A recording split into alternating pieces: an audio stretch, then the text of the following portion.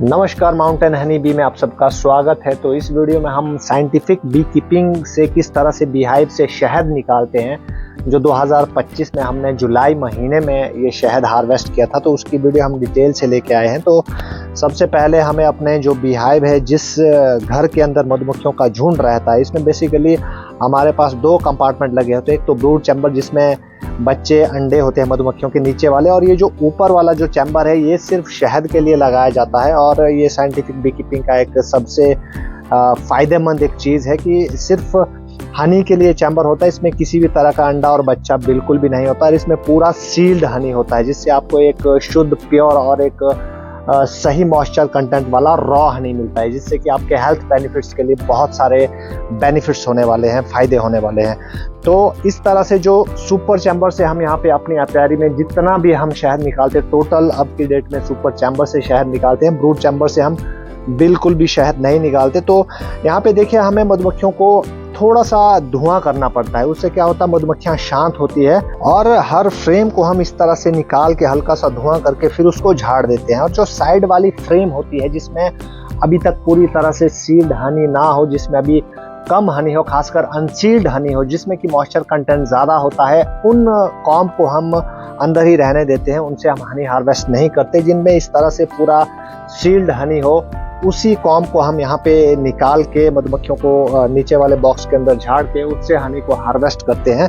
तो इस तरह से हम सारी बीहाइव्स में एक एक करके सभी कॉम्ब्स को यहाँ पे झाड़ के उसके बाद इसको अपने जो है नेट के अंदर ले जाते हैं। नेट के अंदर इसीलिए ले जाना पड़ता है बिकॉज यहाँ पे नहीं तो सारी मधुमक्खियाँ शहद की खुशबू से जमा हो जाती है, और वो वहाँ पे काफ़ी सारी रॉबिंग होने लग जाती है और वो आपस में लड़ाई करती है। इसलिए नेट के अंदर ही शहद को निकालना पड़ता है। शहद निकालने से पहले हम ये जो मेरे हाथ में टूल है, इसको रिफ्रैक्टोमीटर कहा जाता है, जो कि शहद के मॉइस्चर कंटेंट को चेक करने के लिए इस्तेमाल होता है। तो इसमें कितना परसेंट मॉइस्चर है, कितना परसेंट वाटर है। एक्चुअली जो FSSAI की गाइडलाइन के मुताबिक शहद के अंदर 20% से ज़्यादा मॉइस्चर कंटेंट नहीं होना चाहिए, 20% से नीचे यानी 20% से कम मॉइस्चर कंटेंट होना चाहिए। तो वो रॉ हनी सबसे बेस्ट होता है। अगर उसका मॉइस्चर कंटेंट अगर 18, 19 या 20 से नीचे है, तो मीन्स वो एक अपनी जो उसकी वैलिडिटी है वो बहुत लंबी हो जाती है, जिससे शहद काफ़ी लंबा यहाँ पे चलता है। तो हम शहद निकालने से पहले इस प्रोसेस को कंप्लीट कर लेते हैं। ये मैं आपको दिखाने के लिए यहाँ पे कर रहा हूँ कि जो हमने सील्ड हनी कॉम्ब को जो है थोड़ा सा काट के इसके अंदर 2 से 3 ड्रॉप यहाँ पे हनी की डाल दी है। और यहाँ पे अगर आप अब चेक कर पाएँ तो इसका जो बिल्कुल राइट हैंड साइड में जो मीटर लगा है वाटर परसेंटेज वाला, उसमें आप देखेंगे तो 18% के पास ये नीली जो पट्टी है वो रुक चुकी है। मीन्स इतना इसमें मॉइस्चर कंटेंट है, 18% इसमें मॉइस्चर कंटेंट है। तो ये जो रॉ हनी है निकालने के लिए पूरी तरह से तैयार है। बेसिकली हम जो शहद निकालते हैं साल में फिलहाल हम 2 बार निकालते हैं। एक हम जुलाई के शुरू हफ्ते में या फिर जून के एंडिंग में, वो मौसम के ऊपर डिपेंड रहता है। एक हम नवंबर में निकालते हैं। तो कुछ टाइम पे हम जैसे एप्पल के हनी के लिए इस साल हमने ट्रायल किया था, तो वो भी सक्सेसफुल रहा था। तो हो सकता है फ्यूचर में हम उसको भी अप्रैल के महीने में कुछ क्वांटिटी में वो हनी भी निकाल दें। तो इस तरह से जब उसका जो मॉइस्चर कंटेंट 20 से कम हो, तो उसके बाद हम इस रॉ हनी की ये जो कॉम्ब से जो फ्रेम है, इसके ऊपर ये देखिए जितने भी सेल होते हैं मधुमक्खियाँ, इन सेल को ऊपर से जैसे पेपर होता है बिल्कुल पतला, तो उसकी तरह सेल के ऊपर से उनको कैप लगा देती है, पूरा सील्ड कर देती है जब हनी पूरी तरह से पक जाता है।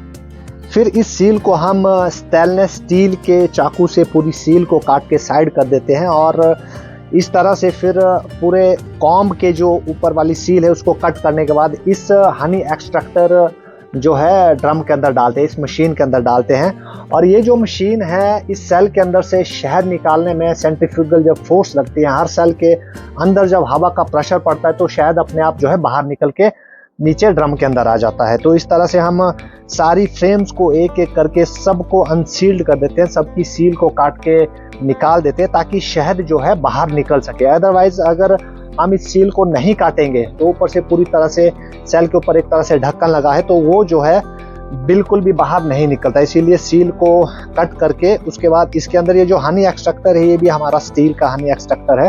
तो यहाँ पे देखिए उसके बाद सारी कॉम्ब्स को, जितने भी फ्रेम्स है यहाँ पे जिनके ऊपर कॉम्ब्स है, तो उनको डाल के फिर इस मशीन को घुमा के इस तरह से सारा शहद निकल जाता है। तो उसके बाद ड्रम में जितना भी शहद इकट्ठा होता है, तो हम इस तरह से एक फूड ग्रेड कंटेनर के अंदर उस शहद को इकट्ठा कर लेते हैं, और उसके बाद नीचे जो आपको दूसरा कंटेनर दिख रहा है, इसके हम ऊपर हम एक कपड़ा लगा देते हैं ताकि ये जो शहद है पूरा छन जाए। बिकॉज जितने भी वैक्स के छोटे छोटे टुकड़े रहते हैं, वैसे तो वो नेचुरल होते हैं, फिर भी वो वैक्स के टुकड़े जो है शहद में ना, इसीलिए कपड़े में हम छान देते हैं। और उसके बाद इस तरह से देखिए, हम शहद को हम इस तरह से ग्लास जार में रिफिल कर देते हैं। उसके बाद ये शहद बिल्कुल रेडी होता है आप तक पहुंचने के लिए। तो हम हिमाचल प्रदेश के कुल्लू मनाली के पहाड़ों में अपने जो लोकल मधुमक्खी है, हमारी यहाँ की पहाड़ी मधुमक्खी है, उसके ऊपर बी कीपिंग करते हैं। और हमारे गाँव में जो पहाड़ों में जो शहद इकट्ठा होता है वो जंगल के सभी फूलों से इकट्ठा होकर आता है। खासकर पहाड़ों में जो पॉल्यूशन फ्री जो फूल रहते हैं उनसे जो शहद इकट्ठा होता है वो बहुत ही अपने आप में ज़बरदस्त होता है। हेल्थ बेनिफिट्स उसके बहुत होते हैं। और अगर आप भी पहाड़ों के इस शुद्ध शहद को लेना चाहते हैं तो आप हमारे कॉन्टैक्ट नंबर पे संपर्क कर सकते हैं, और आप हमारे